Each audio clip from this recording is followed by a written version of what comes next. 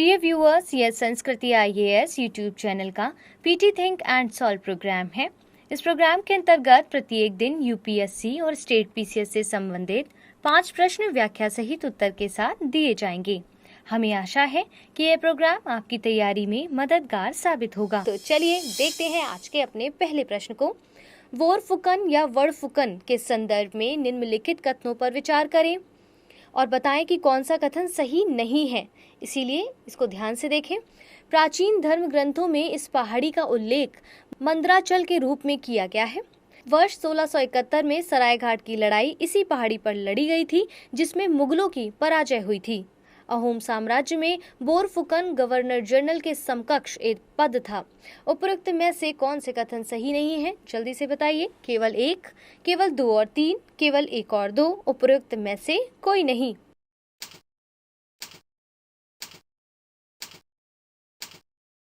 सही उत्तर है option D. व्याख्या को देख लीजिए। ब्रह्मपुत्र नदी विरासत केंद्र गुवाहाटी के लगभग 150 वर्ष प्राचीन एक इमारत में स्थापित किया गया है।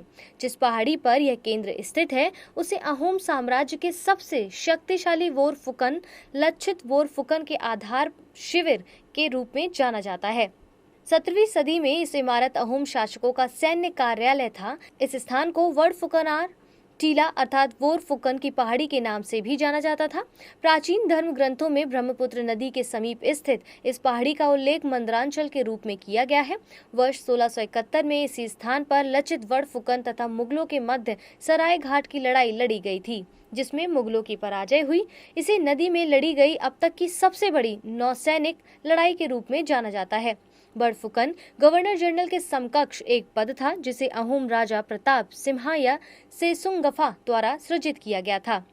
कुछ समय पूर्व भारत के प्रधानमंत्री ने लक्षित वोरफुकन को आत्मनिर्भर सेना के प्रतीक की संज्ञा दी है।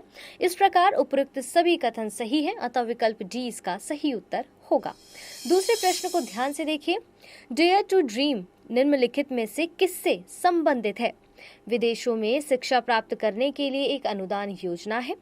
रक्षा एवं एरोस्पेस प्रौद्योगिकी व प्रणालियों के विकास को प्रोत्साहित करने के लिए दिया जाने वाला एक पुरस्कार, उड़ान परियोजना के तहत प्रारंभ की गई एक उप परियोजना, अंटार्कटिक क्षेत्र में शोध को बढ़ावा देने के लिए प्रारंभ किया गया एक मिशन।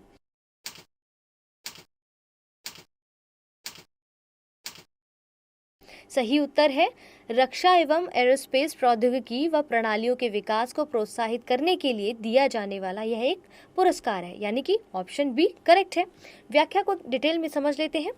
केंद्रीय रक्षा मंत्री ने 4 अक्टूबर 2021 को रक्षा अनुसंधान एवं विकास संगठन द्वारा आयोजित डेयर टू ड्रीम 2.0 प्रतियोगिता के विजेताओं को सम्मानित किया है।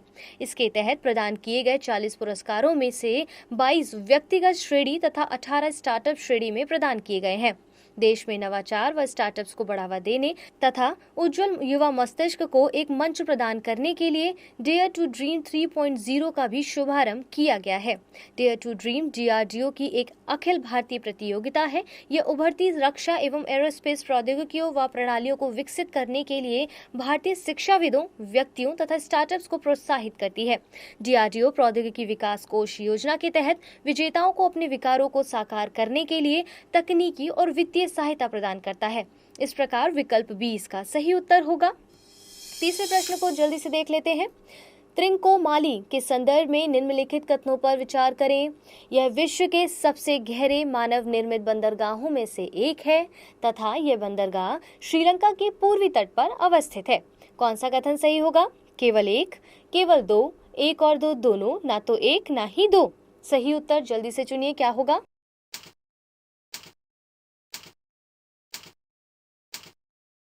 Option B. व्याख्या से इसको थोड़ा समझने की कोशिश करते हैं।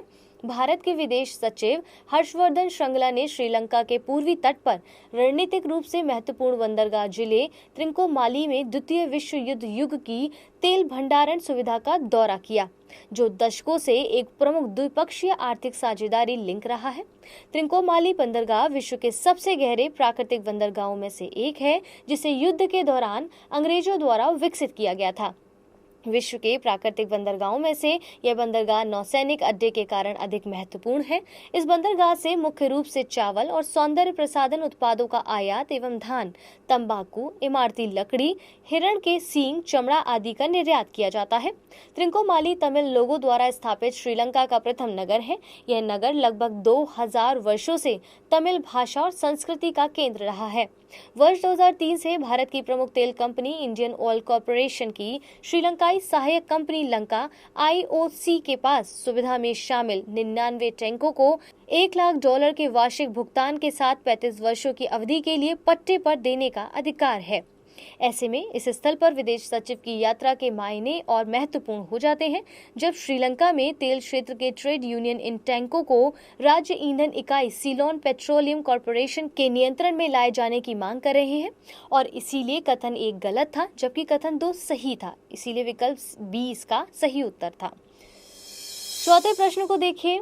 वरिष्ठ नागरिक राष्ट्रीय पुरस्कार योजना के संदर्भ में सही कथन का चयन कीजिए।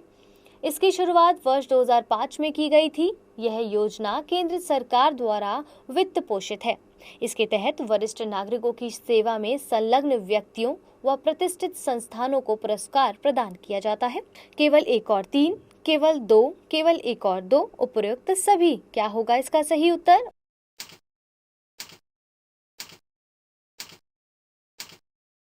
ऑप्शन डी, यानी कि सारे ऑप्शंस करेक्ट हैं। व्याख्या को देख लीजिए।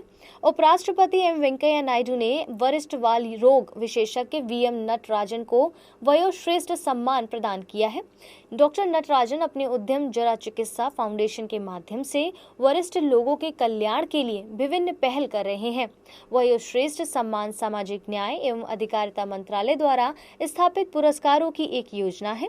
यह युवाओं को समाज तथा राष्ट्र निर्माण में वृद्धजनों के योगदान को समझने का अवसर प्रदान करती है। वरिष्ठ नागरिकों को समर्पित वरिष्ठ नागरिक राष्ट्रीय पुरस्कार योजना की शुरुआत वर्ष 2005 में की गई थी। यह योजना केंद्र सरकार द्वारा वित्त पोषित है। इस योजना के तहत वृद्धजन, विशेष रूप से निराश्रित वरिष्ठ नागरिकों की सेवा में संलग्न तथा उनके हित के लिए उत्कृष्ट कार्य करने वाले प्रख्यात व्यक्तियों व प्रतिष्ठित संस्थानों को पुरस्कार प्रदान किया जाना है। इस प्रकार उपयुक्त सभी कथन सही है और विकल्प D इसका सही उत्तर होगा। अंतिम प्रश्न को देख लेते हैं। टैक्स इंस्पेक्टर्स विदाउट बॉर्डर्स के संदर्भ में निम्नलिखित कथनों पर विचार करें।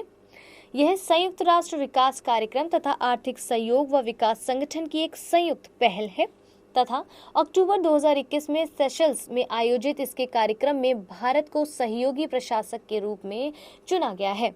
उपयुक्त में से कौन से कथन सही है? केवल 1, केवल 2, 1 और 2 दोनों, ना तो 1 ना ही 2।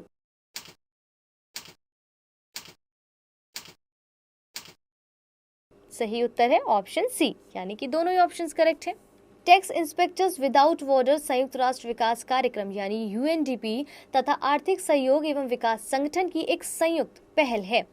इसने 4 अक्टूबर 2021 को सेशल्स में अपना कार्यक्रम शुरू किया, जिसमें भारत को सहयोगी प्रशासक के रूप में चुना गया। भारत द्वारा इस कार्यक्रम के लिए कर विशेषज्ञ भी प्रदान किए गए हैं। इस कार्यक्रम की अवधि 12 माह तक होने की संभावना है। इस दौरान भारत TIWV सचिवालय तथा मॉरिशस व सेशल्स स्थित UNDP कार्यालयों के सहयोग से सर्वोत्तम लेखा परीक्षण पद्धतियों को साझा करके सेशल्स के लेखा परीक्षकों को तकनीकी जानकारी व कौशल उपलब्ध कराया जाएगा।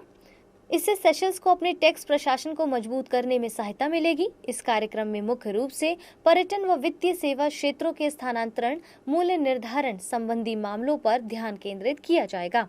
यह छठा TIWB कार्यक्रम है जिसे भारत ने टैक्स विशेषज्ञ प्रदान करके अपना समर्थन दिया है और इसीलिए कथन 1 और 2 दोनों सही है। विकल्प C इसका सही उत्तर होगा।